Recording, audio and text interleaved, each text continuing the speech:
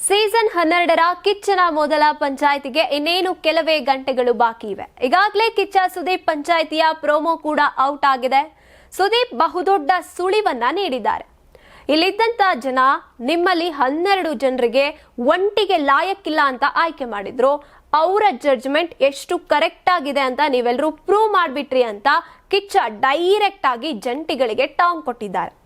ನಿಮಗೆ ಹಿಂಟ್ ಕೊಡ್ತಾ ಇದ್ದೀನಿ, ನಿಮ್ಮಲ್ಲಿ 50% ರೀಪ್ಲೇಸ್ಮೆಂಟ್ಗೆ ಒಂದು ಬ್ಯಾಚ್ ರೆಡಿ ಇರಬಹುದು ಅಂತ ಕಿಚ್ಚ ಸ್ಪರ್ಧಿಗಳಿಗೆ ಅಲರ್ಟ್ ಆಗೋದಕ್ಕೆ ಮತ್ತೊಂದು ವಾರ್ನಿಂಗ್ ಕೊಟ್ಟಿದ್ದಾರೆ. ಅಂಡ್ ನಿಮ್ಮಲ್ಲಿ ಯಾರು ಕೂಡ ಕಿಚ್ಚನ ಚಪ್ಪಾಳೆಗೆ ಲಾಯಕ್ಕಿಲ್ಲ ಅಂದಂತಹ ಕಿಚ್ಚ ಆ ಸ್ಪೆಷಲ್ ವ್ಯಕ್ತಿಗೆ ಕಿಚ್ಚನ ಚಪ್ಪಾಳೆಯನ್ನ ಅರ್ಪಿಸಿದ್ದಾರೆ. ಇನ್ನು ಆ ಸ್ಪೆಷಲ್ ವ್ಯಕ್ತಿ ಯಾರು ಅಂತ ಇನ್ನೂ ಗೊತ್ತಾಗಬೇಕಾಗಿದೆ. ನನ್ನ ಪ್ರಕಾರ ಯಾರಿಗೆ ಕಿಚ್ಚನ ಚಪ್ಪಾಳೆಯನ್ನ ಕಿಚ್ಚ ಕೊಡಬಹುದು ಅಂದ್ರೆ, ಗ್ರ್ಯಾಂಡ್ ಓಪನಿಂಗ್ ದಿನ ಯಾರು ಒಂಟಿಯಾಗಿ ಮನೆಯೊಳಗೆ ಹೋಗ್ಬೇಕು, ಯಾರು ಜಂಟಿಯಾಗಿ ಹೋಗ್ಬೇಕು ಅಂತ ಆಯ್ಕೆ ಮಾಡಿ ಒಳಗೆ ಕಳ್ಸಿದ್ರಲ್ಲ ಅಲ್ಲಿದ್ದಂಥ ಆಡಿಯನ್ಸ್, ಅವರಿಗೆ ಅವರ ಸರಿಯಾದ ನಿರ್ಧಾರಕ್ಕೆ ಕಿಚ್ಚ ತಮ್ಮ ಚಪ್ಪಾಳೆಯನ್ನ ಅರ್ಪಿಸಿದ್ದಾರೆ ಅಂತ ನನ್ನ ಒಂದು ಅನಿಸಿಕೆ. ಅದೇನಾಗುತ್ತೆ ಅಂತ ಎಪಿಸೋಡ್ ನೋಡಿದ ಮೇಲೆ ಅದು ಕನ್ಫರ್ಮ್ ಆಗುವಂಥದ್ದು. ಒಟ್ನಲ್ಲಿ ಪ್ರೋಮೋ ಕೊನೆಯಲ್ಲಿ ಕಿಚ್ಚ ಎಷ್ಟು ವರ್ಷಗಳ 11 ಸೀಸನ್ ಒಂದು ಲೆಕ್ಕ, ಈ ಸೀಸನ್ ಬೇರೆನೇ ಲೆಕ್ಕ ಅಂತ ಕಿಚ್ಚನ ಮಾಸ್ ಸ್ಟೈಲ್ ನಲ್ಲಿ ಎಚ್ಚರಿಸಿದ್ದಾರೆ.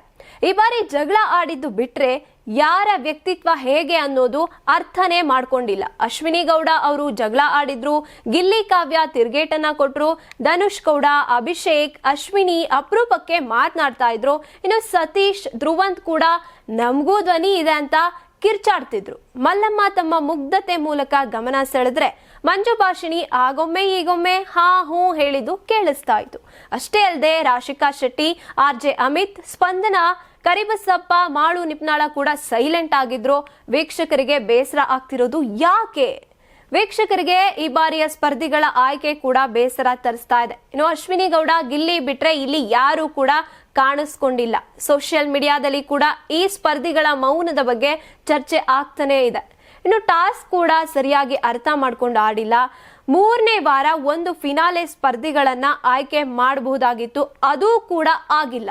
ಈಗ ಧನುಷ್, ಮಲ್ಲಮ್ಮ, ಅಭಿಷೇಕ್, ಅಶ್ವಿನಿ, ಗಿಲ್ಲಿ ನಟ, ಕಾವ್ಯ ಶೈವ, RJ ಅಮಿತ್, ಕರಿಬಸಪ್ಪ ಕೂಡ ನಾಮಿನೇಟ್ ಆಗಿದ್ದಾರೆ. ಇವರಲ್ಲಿ ಯಾರು ಔಟ್ ಆಗ್ತಾರೆ ಅಂತ ಕಾದು ನೋಡ್ಬೇಕಾಗಿದೆ. ಸದ್ಯ ಸೋಷಿಯಲ್ ಮೀಡಿಯಾದಲ್ಲಿ ಚರ್ಚೆ ಆಗ್ತಿರುವಂತೆ 6 ಸ್ಪರ್ಧಿಗಳು ಎಲಿಮಿನೇಟ್ ಆಗಲಿದ್ದು, ಅವರ ಜಾಗಕ್ಕೆ ಹೊಸದಾಗಿ ವೈಲ್ಡ್ ಕಾರ್ಡ್ ಸ್ಪರ್ಧಿಗಳು ಬರಲಿದ್ದಾರೆ.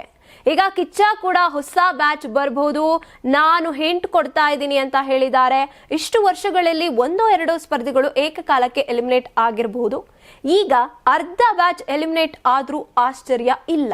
ಒಟ್ನಲ್ಲಿ ಮುಂದಿನ ದಿನಗಳಲ್ಲಿ ಇನ್ನು ಏನೇನ್ ಆಗುತ್ತೋ ಕಾದು ನೋಡ್ಬೇಕಾಗಿದೆ. ನೀವು ಸಣ್ಣ ಆಗ್ಬೇಕಲ್ವಾ? ಅದು ಒಂದು ಉತ್ತಮ ಆಹಾರದಿಂದ ಸಣ್ಣ ಆಗ್ಬೇಕಲ್ವಾ? ಪ್ರತಿದಿನ ನಮ್ಮ ಜೀನಿ ಸ್ಲಿಮ್ ನ ಯೂಸ್ ಮಾಡಿ ಯಾವುದೇ ಸೈಡ್ ಎಫೆಕ್ಟ್ ಇಲ್ದಂಗೆ ನೀವು ಸಣ್ಣ ಆಗ್ತೀರಾ.